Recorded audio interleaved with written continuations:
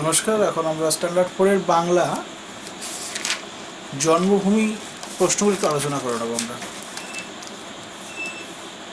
প্রথমে প্রশ্ন অনুশীলনীর আছে, সেটা হচ্ছে যে একটা কথা বলে নিই আগে, যেটা হচ্ছে যে প্রথম যে কবিতার ক্লাসটা করতে করতে আমাদের লাইন শাট ডাউন হয়ে গেছিলো, যার জন্যে শেষ অংশটা ঠিক মতো জানি না রেকর্ডিং হয়েছে কি না। যদি না হয়ে থাকে গার্জেন বা স্টুডেন্টস একটু প্লিজ ফোন করতে হবে, আমি আবার বুঝিয়ে দেবো। এখন আমরা অনুশীলনী প্রশ্নগুলো আলোচনা করে নেব আজকে।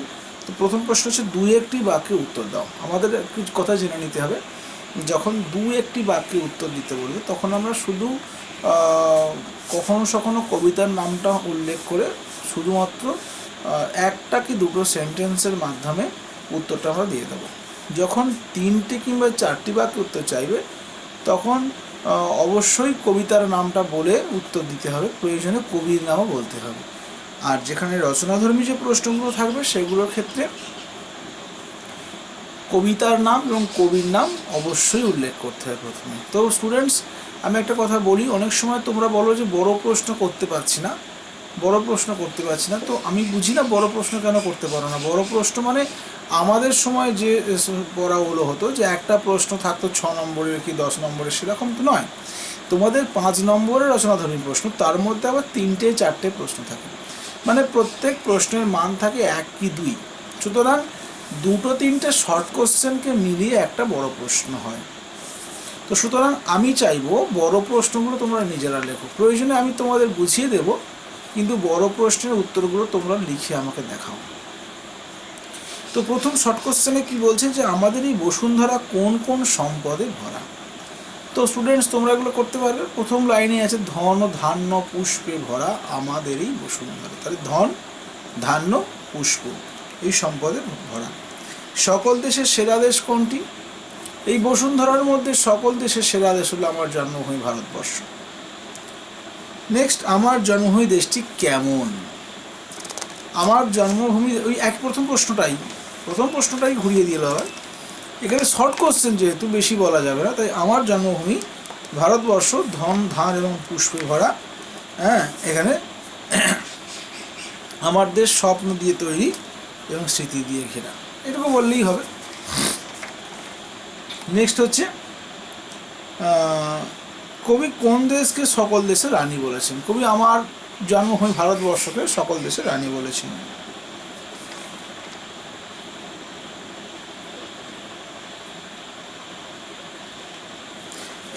যদি যেহেতু শর্ট কোশ্চেন, তো আমার জন্মভূমি দেশটি কেমন, এটা আমরা বানিয়েও লিখে দিতে পারি, যে এই বসুন্ধরার মধ্যে বা এই পৃথিবীর মধ্যে সকল দেশের মধ্যে সবচেয়ে শ্রেষ্ঠ দেশ হচ্ছে আমার এই দেশ। হ্যাঁ, এটা বলতে পারি। কেমন বলেছে যেহেতু, আগের প্রশ্নের উত্তরটা বললেও হবে। নেক্সট আসছে 3-4টি বাক্যে উত্তর লেখো। জন্মভূমিকে সকল দেশের সেরা বলা হয়েছে কেন? প্রশ্নটা খুবই ইম্পর্ট্যান্ট প্রশ্ন। দেখো স্টুডেন্টস, আমার মা মানে সবাই সবার মায়ের কথা ভেবে নাও। পৃথিবীর সব মায়ের চেয়ে ভালো, এইটা বোধ আনতে হবে। কিন্তু আমি যদি আমার মাকে যদি ভালোবাসতে না পারি, তাহলে আমি কাউকেই ভালোবাসতে পারবো না। কিন্তু আমি বুঝেছি। তো জগতে, আমি শুধু উত্তর বলিনি, কিন্তু আমি প্রশ্নটা আলোচনা করছি। জগতে আমাদের শাস্ত্রে 3জন মায়ের কথা বলা হয়েছে এবং প্রয়োজনে 4 জনের কথা বলা হয়েছে। তার মধ্যে প্রথম হচ্ছেন তিনি হচ্ছেন আমাদের এই ধরিত্রী বা বসুমাতা, জন্মভূমি। দ্বিতীয় হচ্ছে আমাদের যে মা, অর্থাৎ যার গর্ভ থেকে আমরা ভূমিষ্ঠ হয়েছি। অবশ্য কোনো কোনো ক্ষেত্রে জন্মদাত্রী মাতাকেও কিন্তু প্রথম বলা হয়, যাই হোক সেটা তর্কের বিষয় নয়। তৃতীয়ত হচ্ছে মা গঙ্গা, তাকে মা বলা হচ্ছে। এবং চতুর্থত গোমাতাকে মাতা বলে সম্বোধন করা হয়। তো আমি চতুর্থটা যদি বাদ দিয়ে দিই, তাহলে রইল কে, যে আমার জন্মদাত্রী মাতা, আমার এই জন্মভূমি মাতা এবং পূর্ণ সলিলা, হ্যাঁ, পতিত পাবনী গঙ্গা। তো স্টুডেন্টস, প্রশ্নটা কিন্তু সুন্দর প্রশ্ন, যেখানে বইয়ের সাথে কোনো মিল নাই। বলছে জন্মভূমিকে সকল দেশের সেরা বলা হয়েছে কেন? প্রশ্নটা দিতে পারতো যে আমার জন্মভূমি বা তোমার জন্মভূমিকে বলা হয়েছে কেন, বলেছে জন্মভূমিকে বলা হয়েছে। প্রথমটা এখানেই বোঝার আছে। অনেকে তর্ক করতে পারে যে একই উত্তর হবে, এরকম বেকার না। বিষয় হচ্ছে জন্মভূমিকে সকল, মানে মুখ্যত আমার জন্মভূমি। উত্তরটা কীরকমভাবে আমরা লিখব, যে কবি দ্বিজেন্দ্রলাল রায়ের লেখা কবিতা বা কবি দ্বিজেন্দ্রলাল রায়ের লেখা জন্মভূমি কবিতায় কবি তার নিজের জন্মভূমিকে এই জগতের সেরা বলেছেন, বা সারা জগতের মধ্যে শ্রেষ্ঠ দেশ হিসেবে ভারতবর্ষকে তুলে ধরেছেন তার জন্মভূমি হিসেবে। সেই উত্তরটা কিন্তু আমরা দেবো কোথায়? গয়েরটায়। কোন দেশকে কেন সকল দেশের রানী বলা হয়েছে? কোন দেশকে না আমার জন্মভূমি, আমার মাতৃভূমি ভারতবর্ষকে বলা হয়েছে, কেন বলা হয়েছে? তখন কিন্তু এই উত্তরটা আসবে যে আমার জন্মভূমি ধন ধান্য এবং পুষ্পে ভরা, আমার জন্মভূমি স্বপ্ন দিয়ে তৈরি, স্মৃতি দিয়ে ঘেরা। এখানে পাখির ডাকে আমরা ঘুমিয়ে উঠি, পাখির ডাকে আমরা জেগে উঠি। এখানে চন্দ্র সূর্য গ্রহ তারা সব দেশেই রয়েছে, কিন্তু আমার দেশে এই চন্দ্র সূর্য গ্রহ তারা এখানে আরও উজ্জ্বল ধারায়, উজ্জ্বলভাবে তারা কিরণ দেয়। এই বিষয়টা কিন্তু তুলে ধরতে হবে। কিন্তু প্রথম প্রশ্নটা বলছে জন্মভূমিকে সকল দেশের সেরা বলা হচ্ছে কেন? কারণ আমার জন্মভূমি সবসময় আমার কাছে সেরা হওয়া উচিত। আমার জন্মভূমি, আমি যেখানে জন্মেছি, আমি যদি সেই জন্মভূমিকে ভালোবাসতে না পারি, আমি যে মায়ের গর্ভ থেকে জন্মেছি সেই মাকে যদি ভালোবাসতে না পারি, তাহলে পৃথিবীতে আমি কাউকেই ভালোবাসতে পারবো না, এবং পৃথিবীতে কেউ আমাকেও ভালোবাসবে না। শুধু তাই নয়, আমার এই দেশ শস্য শ্যামলা সুজলা সুফলা, এখানে পাখি ডাকে, সেই পাখির ডাকে আমরা ঘুমাই, আবার পাখির ডাকে আমরা জাগি। ধন সম্পত্তিতে ভর্তি এই দেশ, আমাদের শস্য শ্যামল এই দেশ, ফুল ফলে ভরা এই দেশ, এবং এখানে চন্দ্র সূর্য গ্রহ তারা অন্যান্য দেশের থেকে যেন আরও অতীব উজ্জ্বল। সেই জন্য আমার এই দেশ জন্মভূমি সকল দেশের সেরা। যাই হোক, তো তোমরা উত্তরটা গুছিয়ে লিখবে। নেক্সট হচ্ছে ক্ষয়েরটা জন্মভূমি দেশটির প্রাকৃতিক সৌন্দর্য বর্ণনা দাও। এখন বলেই দিয়েছিলাম যে এই কবিতাটা পূর্ণাঙ্গ কবিতা নয়, মুখ্য যে কবিতাটা আছে, মূল যে কবিতাটা আছে, তার কি একটু অল্প মাত্রায় একটা স্ট্যান্ডাকে এখানে তুলে ধরা হয়েছে, সেখান থেকেই আমাকে উত্তর করতে হবে। জন্মভূমি দেশটির প্রাকৃতিক সৌন্দর্য, এখানে উত্তরটা কেমন হবে? কবি দ্বিজেন্দ্রলাল রায়ের লেখা জন্মভূমি কবিতায় কবি তার জন্মভূমি এবং আমার জন্মভূমি ভারতবর্ষ সম্বন্ধে এই কথাটা বলেছেন। এই দেশটির প্রাকৃতিক সৌন্দর্য এতটাই সুন্দর যে কবি পৃথিবীর মধ্যে সমস্ত দেশের থেকে এই দেশকে তিনি সবচেয়ে সুন্দর বলে মনে করেছেন, এবং তিনি এই দেশকে রানী বলে আখ্যা দিয়েছেন, অর্থাৎ শ্রেষ্ঠা এই দেশ ধন ধান্য পুষ্পে ভরা। এই দেশের চন্দ্র সূর্য গ্রহ তারারা উজ্জ্বল আলোয় এখানেতে বিরাজ করেন। হ্যাঁ, এখানে কালো মেঘের মধ্যে তড়িৎ প্রবাহিত হয়, অর্থাৎ বিদ্যুৎ প্রবাহিত হয়। আমরা পাখির ডাকে ঘুমিয়ে উঠি, আবার পাখির ডাকে আমরা জেগে উঠি। হ্যাঁ, আমার এই দেশ স্বপ্ন দিয়ে তৈরি এবং স্মৃতি দিয়ে ঘেরা। তো কবি এইটুকু এর প্রাকৃতিক যে দৃষ্টান্ত দিতে বলেছেন কবি, সেখানে চন্দ্র সূর্য গ্রহ তারা আসবে, সেখানে পাখির কথা আসবে, ধন ধান্য পুষ্পে ভরা এই কথাগুলোই আসবে। যাই হোক, নেক্সট কোন দেশকে সকল দেশের রানী বলা হয়েছে, আমি প্রথম প্রশ্নের সঙ্গে আলোচনা করে দিয়েছি অলরেডি। 3 দাগের বলছেন যে যথাযথ উত্তর দিতে হবে প্রশ্নের। ওষের স্বপ্ন দিয়ে তৈরি সেদের স্মৃতি দিয়ে ঘেরা। দেখো স্টুডেন্ট, স্বপ্ন আমি প্রথম বলেছিলাম যে স্বপ্ন কি। স্বপ্ন আমরা কখন দেখি? কেউ কি জেগে জেগে স্বপ্ন দেখি? আমরা দেখি না, কিন্তু ভাবি আমরা।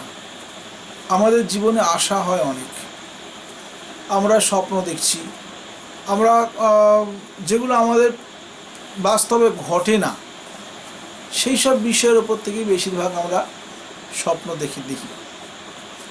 বেশিরভাগ আমাদের ছোট থেকে তো আমরা অনেক সময় অনেক কিছু চিন্তা ভাবনা করি, অনেক কিছু পাওয়ার আশা করি। অনেক মানুষ তো সবসময় কোনো কিছু পাওয়ার আশাই করে, পেলো কি না সেটা পরের কথা, কিন্তু পাওয়ার আশা তো আমরা করি। আমরা আমাদের সন্তানকে ডাক্তার করব, ব্যারিস্টার করব, আমরা আমাদের সন্তানকে কোনো বড় চাকরি করবে, এইসব তৈরি করতে শেখাই।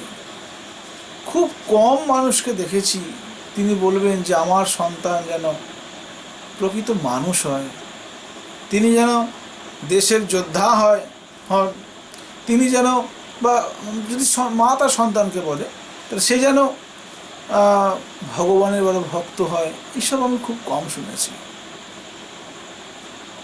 তো আমাদেরও ছোট থেকে একটা স্বপ্ন থাকে, কেউ হয়তো বড় ডাক্তার হব, কেউ বড় ব্যারিস্টার হব, কেউ উকিল হব, কেউ মানে বড় ব্যবসায়ী হব, কেউ পুলিশ হব, এরকম আমরা ছোটোবেলা বলি না? হ্যাঁ, তো এগুলো কিন্তু আমাদের স্বপ্ন। আর স্মৃতিটা কি? স্মৃতি হচ্ছে ফেলে যাওয়া দিনের যে ঘটনা। আমরা ছোটোবেলায় স্কুলে যেতাম, আমরা সেখান থেকে স্কুল থেকে আমরা বেরিয়ে গিয়ে আমরা সেখানে কত খেলাধুলা করেছি, কত গাছে গাছে গিয়ে ফল পেরেছি। এই যে একটা বিষয় স্মৃতি মাঝে মাঝে জীবনে আমাদের এসে উঁকি দেয়। আবার আমরা যখন বৃদ্ধ হব তখন আমাদের এই সারা জীবনের যে ফেলে যাওয়া অতীতটা, সেই ফেলে যাওয়া অতীতটাকে আমরা ভাববো। তাহলে স্বপ্নটা কি? স্বপ্নটা আগামী দিনের কথা আমরা হব, ফিউচার টেন্স, ভবিষ্যৎ। আর স্মৃতিটা ফেলে আসা দিন, অতীত, পাস্ট টেন্স। স্বপ্ন আর স্মৃতির মধ্যে এই বিষয়টা তোমরা বুঝেছ। তো স্বপ্ন দিয়ে তৈরি কথার অর্থ কী? স্মৃতি দিয়ে ঘেরা বলতে কবি কী বুঝিয়েছে? কিছুই না প্রশ্নটার মধ্যে, সম্পূর্ণ বানিয়েই লিখতে হবে এই উত্তরটা, যেখানে বইয়ের মধ্যে কোনো স্বপ্ন সম্পর্কই থাকে না। তাহলে দেখো, দুটো প্রশ্ন দিয়ে আছে 5 নম্বরের, মানে 2.5 নম্বর করে প্রশ্নের মান। তোমরা কিন্তু উত্তরগুলো লিখবে, জাস্ট এই দুটো উত্তর ভালো করে লিখবে।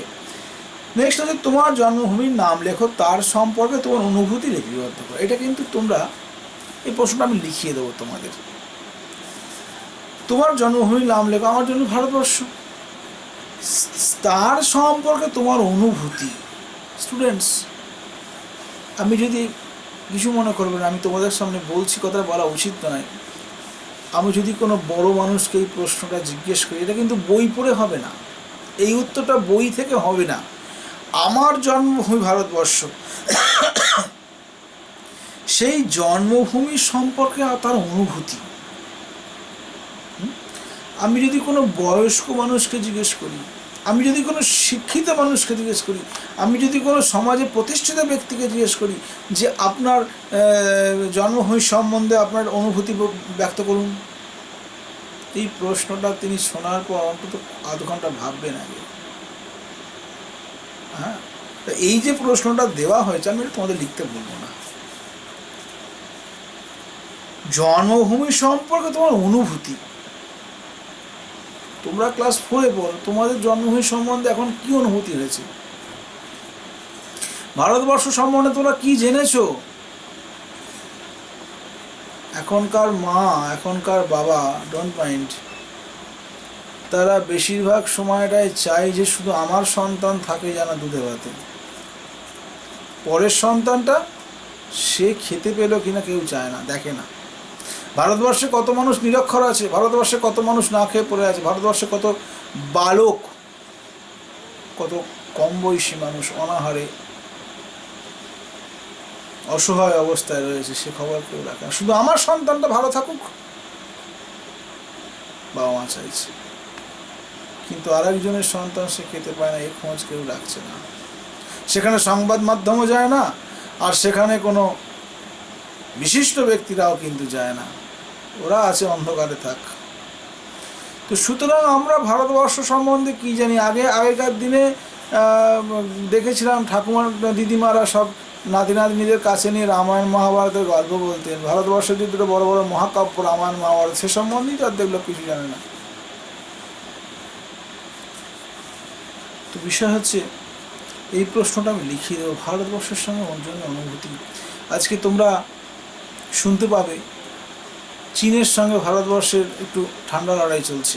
সেখানে এই যে সৈনিকরা কত কষ্ট করে তারা সেখানে বর্ডারে পাহারা দিচ্ছে, প্রতিদিন কত সৈনিক মারা যাচ্ছে। ভারতবর্ষের যে উত্তরে বিরাজ করছে হিমালয়, চিরতুষারাবৃত যে হিমালয়, সেই হিমালয়, আবার দক্ষিণ দিকে আছে ভারত মহাসাগর। হ্যাঁ, একদিকে আছে থর মরুভূমি, অন্যদিকে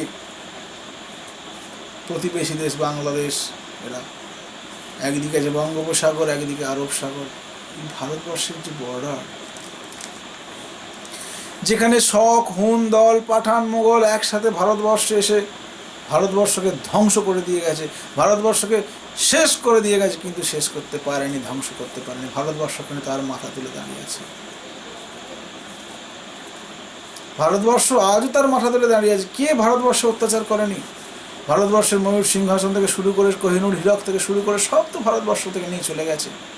যখন যারা এসেছে তারা এখানকার রাজা বনে গেছে, কি ভারতবর্ষকে অত্যাচার করেছে, অথচ এখান থেকেই তারা খেয়েছে, এখান থেকেই তারা নিয়েছে, অথচ সেই ভারতবর্ষের উপর অত্যাচার করে গেছে। জগতের নিয়ম হয়ে গেছে। তাই যার কাছ থেকে উপকার পাবো, যার কাছ থেকে ভালোবাসা পাবো, তাকে ঝাঁটিয়ে দূর করে দাও, বাকিদেরকে কাছে টানো। এটা জগতের নিয়মই তো তাই হয়েছে। এখন তোমরা স্টুডেন্ট এগুলো শিখো না।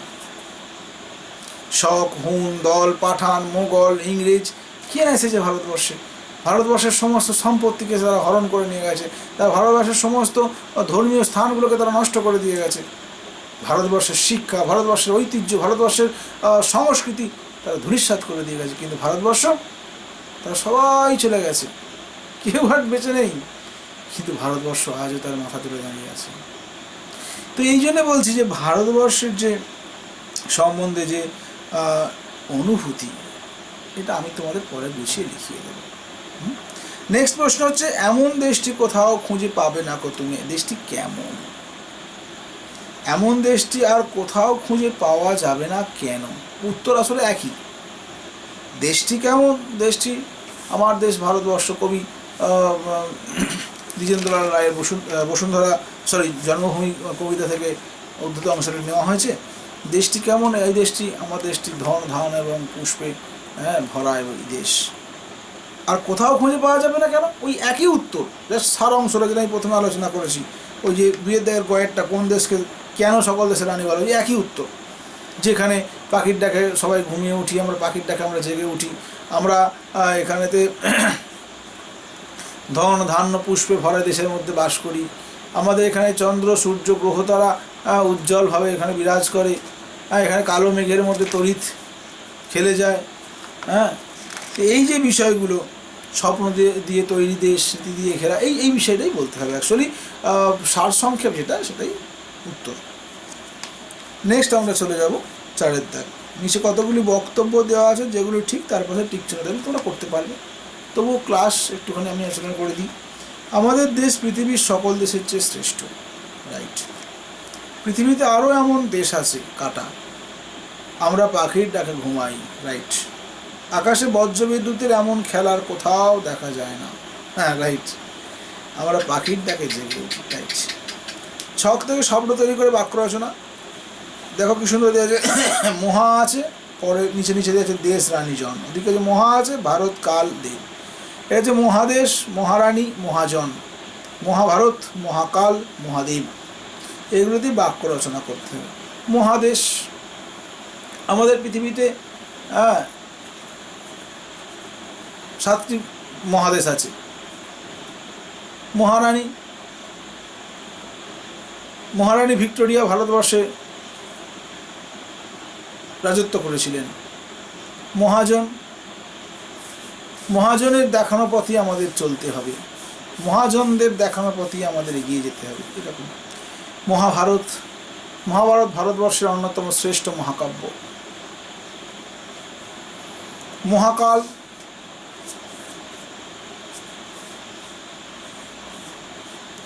মহাকাল, আবার মহাদেব, মহাদেব লিখে দিতে পারে শিবের আর এক নাম মহাদেব।